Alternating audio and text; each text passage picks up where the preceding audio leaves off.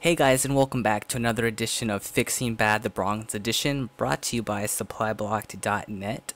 Today we'll be talking about the Zerg vs Protoss matchup from the Zerg's perspective and understanding how you can actually win vs Protoss simply by scouting and then reacting to what you see. Now, anyone that's played Zerg understands that they're completely different from the way Terran and Protoss operates because of the way that they have to build larvae, and then from that larva they're able to actually build drones for their economy, or then units like Zerglings, mutas, roaches, etc. from those same larvae. Which means they also have to understand when it's a good time to build drones and when it's a good time to build army units. Now, the best way to make that good decision is obviously having good scouting, having good map control, having good vision of the map, so you can kind of understand when you're in danger, when your opponent's being aggressive, or when your opponent's being really passive, and then you can just go full steam 100% into droning. So what we'll be talking about in this episode is when we do this 1v1 versus a Protoss opponent, you can kind of understand the flow of the game and transitioning out of early game, out of mid, into end game, and then winning in the end game after macro droning really hard, and then building units when we needed to actually go ahead and win. So let's go ahead and just open up this game. Again, it's a 1v1 bronze ladder game, teaching you guys how to get out of the bronze league if you're a Zerg player, and we'll commentate as we go and see what we can learn. Okay, so what we have here is a bronze 1v1 ladder game. It's a ZVP, and we'll be taking the Zerg's perspective this time to show you guys how to win in a bronze environment as a Zerg player. Before I get started and before I get into anything, what we're teaching you guys to do is called a scout and react style. And what that means is you maintain an opener throughout your series of games. And that can change. You can have multiple versions of openers, but you stick to a few of them, and that's all you worry about in terms of builds and timings. And what you are learning is how to scout properly, how to macro properly, and how to transition into early, mid, end game environments, so that once you apply that foundation, you guys can obviously work on your timings, work on your builds, and since you already have the scouting down, you'll notice that your ability to get from bronze to platinum to diamond will be so much faster. So the thing that makes Zerg a lot different from the other races is the fact that a Zerg player has to build either workers or an army. Terran and Protoss do that separately with barracks, war factories, gateways, stargates, robotics facilities, etc. But Zerg, the larva can only build either a worker or an army person. So the question always is asked, well, when should I build an army versus when should I drone? And a lot of bad Zergs end up getting into trouble because they'll drone too much, and then an army will come and they don't have any larvae to make an army that can destroy their army. So the thing that to keep in mind is if you're able to scout really well, then you should never really have that problem. Okay, if you have map control, then you never really will have that problem either, because you're able to send overlords, you're able to send Zerglings, drones if you need to. Creep spread is a good scout as well across any map, to take watchtowers, to take corners, to take strategic points that give yourself an opportunity to drone and then be warned, hey, stop. So a perfect example, I guess, on Shakura's plateau, if I had drones being built and then I saw an army leaving the enemy base and coming in this middle area, and I have these watchtowers under my control so I can see this entire middle map. That gives me about 15 seconds to stop droning and build nothing but an army. Whether I need Zerglings, whether I need roaches, corruptors, whether I need to make spine crawlers and defense of my bases, it gives me the opportunity to do that, and then drone every single time that I don't see that. So that's something that you guys want to kind of keep in the back of your mind is, okay, so if I drone really hard until I see something I can stop, and I can kind of half drone, half army, or if I need a full army, then so be it. But other than that, your main concern is just to drone as much as possible. I might use little tricks like the gas trick. I really am not going to get into that, but I will probably do that in maybe like a back to basics video and teach you guys how to do it. But the opener that I'm going to choose to do for this game is a gasless expand 3 base hatch. which means I'm going to get 3 bases as quick as possible and then kind of just decide what I'm going to do from there. My end time goal is to hopefully do some sort of Infestor Broodlord mix, so throughout the game you might see me just start to get so much gas, it's just crazy. Which is a good opener actually to have, because actually I'll let it play out so I can talk and do both. A 3 base hatch means that I can easily get roaches, I can get a lot of gas soon, I can get creep spread, and it works on my macro, and it teaches me how to transition into endgame. You can always learn how to micro at any point, but to be a really good macro player, you should start to practice as soon as possible. So one thing you're going to notice that I'm doing right now is on Shakur's plateau, you can't have same side positioning, which means he can't be in the top right. So me being bottom right, I'm going to scout bottom left, and then probably leave this overlord somewhere on the map over here to warn myself of warp prisms, proxy stargates, anything like that that would be coming around the map. And the fact that I don't see him bottom left, he must be top right. I'm sorry, top left. So the most strategic thing for me to do as a Zerg player already is to plan how I'm going to keep map control on the bottom left, how I'm going to keep control of these watchtowers, and then maybe have like an overlord up here. If I can do that and be successful at that the entire game, then I should have no problem droning almost 100%. Until obviously I get the right number. So that's my goal already at 2 minutes and 14 seconds, is that's my plan. Even though I don't have anything, I just built a spawning pool, I just have drones, that is my plan. Infestor Broodlord by about 20 minutes. Make sure I scout bottom left and have map vision. Make sure I have the watchtowers in the middle, and then maybe something in the top middle to scout that side. Okay, so here we go, nothing special. Obviously we see the spawning pool going down at a relatively okay time. We see a probe coming into my base, which means that obviously I'm being scouted. Not that much of a worry. The only thing I would obviously want to worry about is if he disappears somewhere, I don't see him again, and he starts building cannons. If I see him disappear, maybe send 1 drone. If not, who really cares if he's in my base? Right, you're also going to see me start building my second hatch. And you're going to see something really weird. You're going to see him start to build gas. I'm going to pause real quick because I would never recommend doing this as a Protoss player. And it's almost like a gift from some heavenly force of bug world Zerg, because the fact that he's building 2 assimilators, if you didn't know, for Protoss that cost 75 minerals each, which means it's 150 minerals total that he's wasting on doing this. To give you a rundown on what he can't be doing right now, he can't be building a stalker if he even got that far. He can't be building another zealot. He can't be building a gateway. He can't be building a cybernetics core. He can't be building or at least starting his nexus, so his nexus is delayed by 150 minerals. He can't build a pylon if he's supply blocked.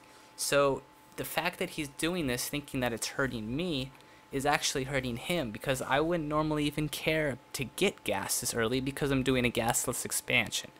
If I chose to be doing a gasless expansion and he did this, then I would immediately take the offensive to decide, okay, well, if he's going to take my gas, then I'm going to turn around and just do a gasless expand. So there's really no benefit to doing that. Maybe it bugs me, but other than that, I could care less because I'm not going to send anything to kill them. If it was a pylon, okay, that's different because he can warp stuff in my base, but 2 gases is just really dumb. It's 150 minerals that he needs at this early in the game.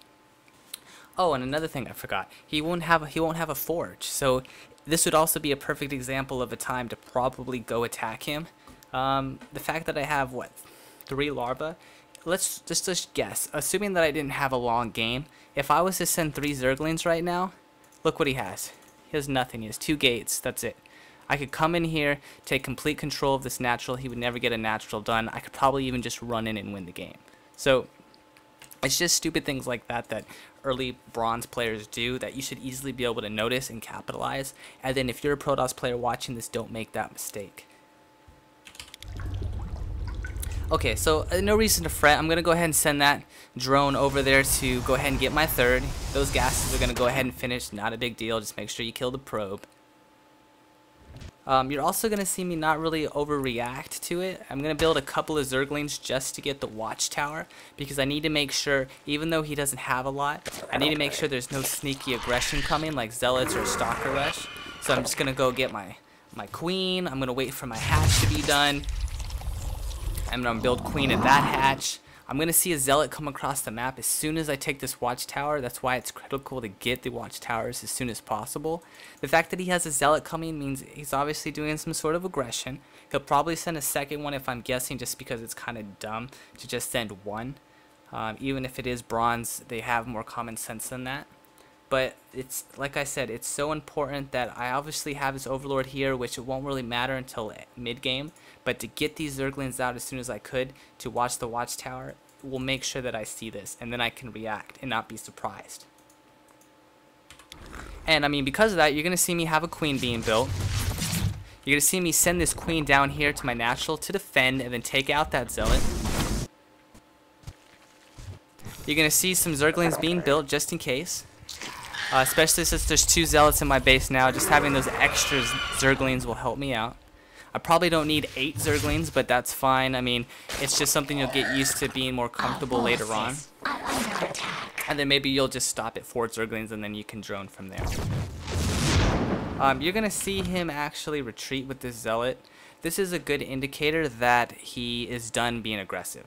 So because of that, this is a perfect opportunity to realize there's no aggression coming. I have Zerglings in the right spots across the map. I've got 2 watchtowers taken, bottom left taken, and an Overlord working towards the top middle like I planned to take map control. So what I can do from here is I can take these assimilators out because he wasted all that money. Then I can build my extractors and get my gas started. I now have 3 bases, so it is definitely drone up time. And you might see me get gas here and there. You might see me get an extra queen. It's all pretty just because I don't see anything. You're going to see him send a probe out, which again, thanks to my map control, I was able to see this. This means that he probably is going to have like a proxy pylon set up so that he can warp in a certain amount of units at that pylon, probably around my 3rd here somewhere, run in and then kill this. So because I have map control and I see this in time, I'm obviously going to want to send my Zerglings over to kill that. So you will see me, in fact, do that. The Zerglings are going up the map. I saw him come up here, so I'm going to send Zerglings around to kill it. Finally kill it, so then that's done. Still getting nothing but gas. This part's interesting. Although it's not mandatory to do this, it's something I recommend doing at early levels and probably even at mid-level just because it's a good practice.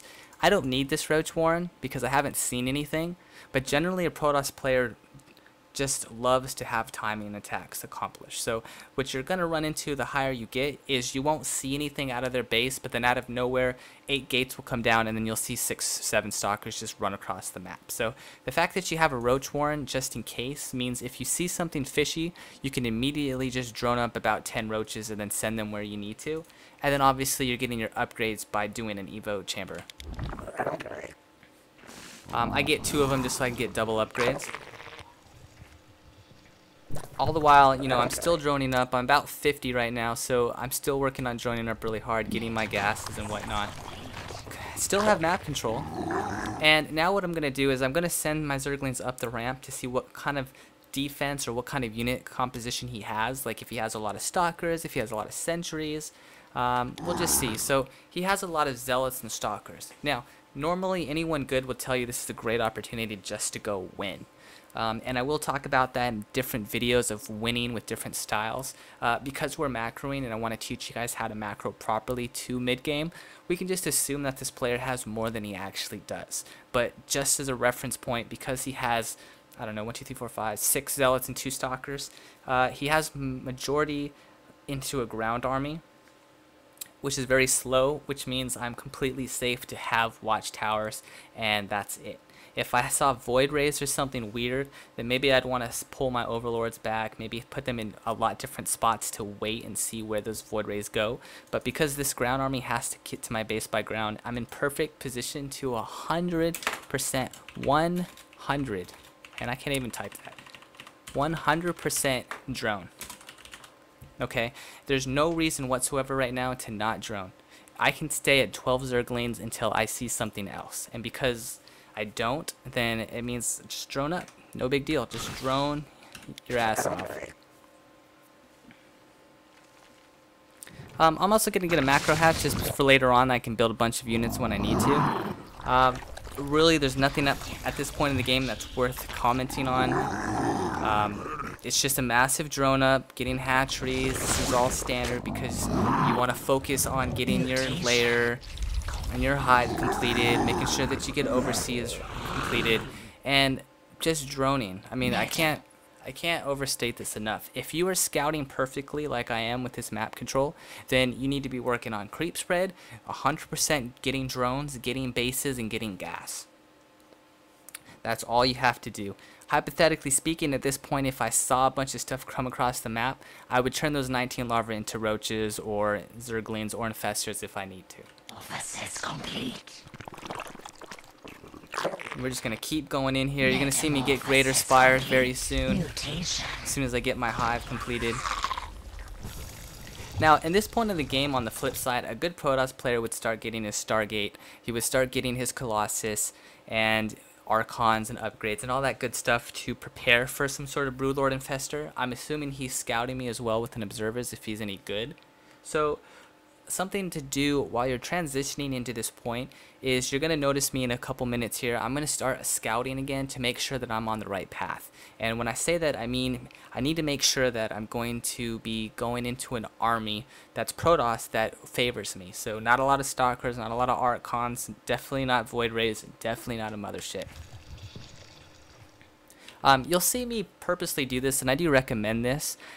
You're capable of over-droning drones because you have so many minerals, and even though they take up your army size, you can always remove them from your army if you build spine crawlers and spore crawlers. So what I like to do on different maps is while I'm spreading creep, I build a bunch of spine crawlers after I've gotten to a point where I've droned enough. And I'll just build more drones, and then I'll just build a bunch of spine crawlers. And the reason that is because by the time they come to my base to attack me, just like scouting gives me a heads up and it gives me time to prepare, so does having a bunch of spine crawlers. So they have to go through it like a spine crawler forest and deal with that first. If they kill all the spine crawlers, that's fine, because by that time I should be able to have a big enough army to fight them. And or most of the time what they do is they run away and they try to have a bigger army and then come back. But by then you obviously know they're thinking about attacking, so then you can probably beef up your army.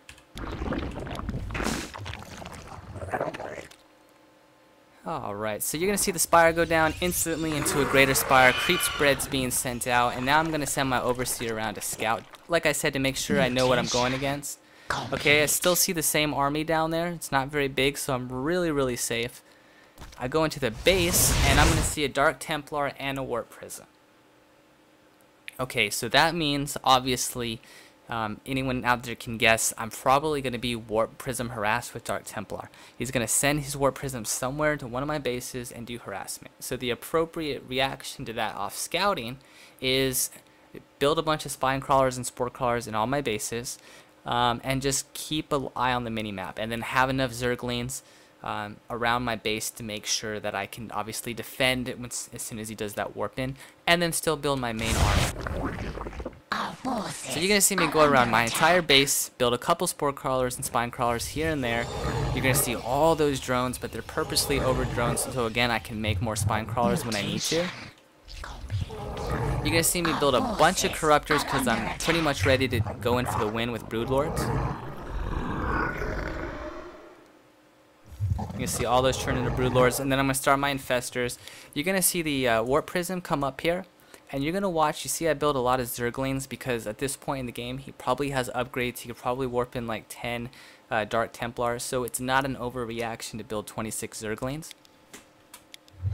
You're going to see me send an Overseer over there, just in case, because I know it'll probably be Dark Templar.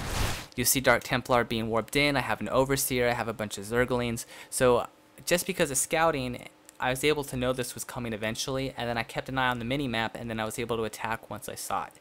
The whole time, though, I was able to build my army like I needed because I still need to hit around that 20-minute timing window. But all until that time, all before that time, I was able just to drone really hard and build build my base up as need be. So now that that threat's taken away, I mean, you'll obviously see me start, building stuff for my main army. So you'll see a bunch of Zerglings, you'll see creep spread, you'll see me get gas, you'll see me build more infestors.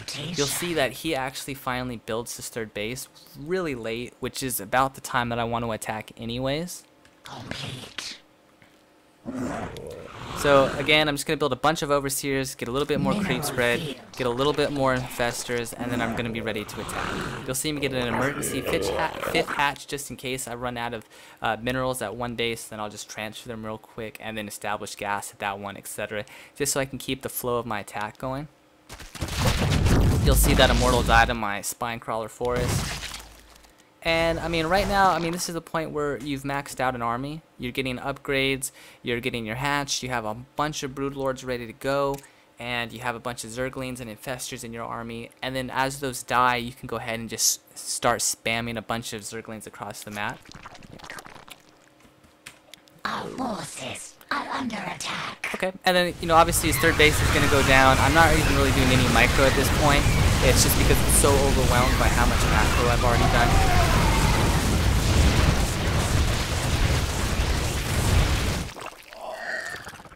You're going to see his third base go down. I didn't really lose too much, but I am going to you'll see massive Zerglings spamming across the map because I can reinforce his army. You're going to see me check for a third very soon after I take these probes out, just in case. Why not? In case he had a super army, at least I could take out his economy. Field depleted. Alright, so no third base, so he's definitely stuck on 2 base with very low economy, so I can really just go in for the kill at this point, use Infested Terrans, use a bunch of Zerglings, use a bunch of Broodlords. You'll see a bunch of Zerglings spam across the map for reinforcement, and the game is pretty much over from here.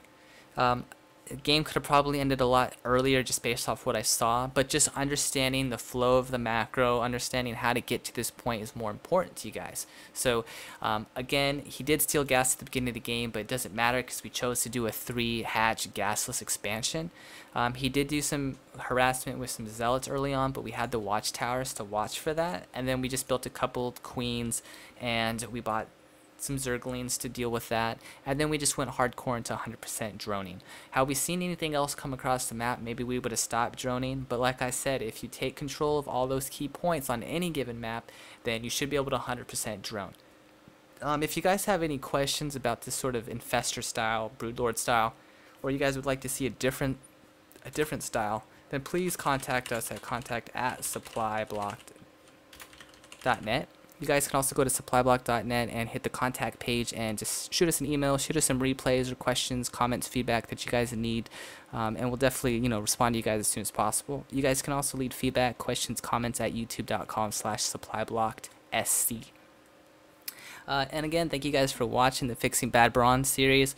We will be adding some more Zerg, some more Terran. We'll be adding a new series back to the basics to kind of teach you guys openers and builds and all that stuff. Sooner than later, and also we'll have a duo stream being conducted very soon where we kind of go over all this stuff more elaborately, coming shortly. So just stay tuned. Thank you guys for watching. Check in every now and then. Appreciate it. Have a good one.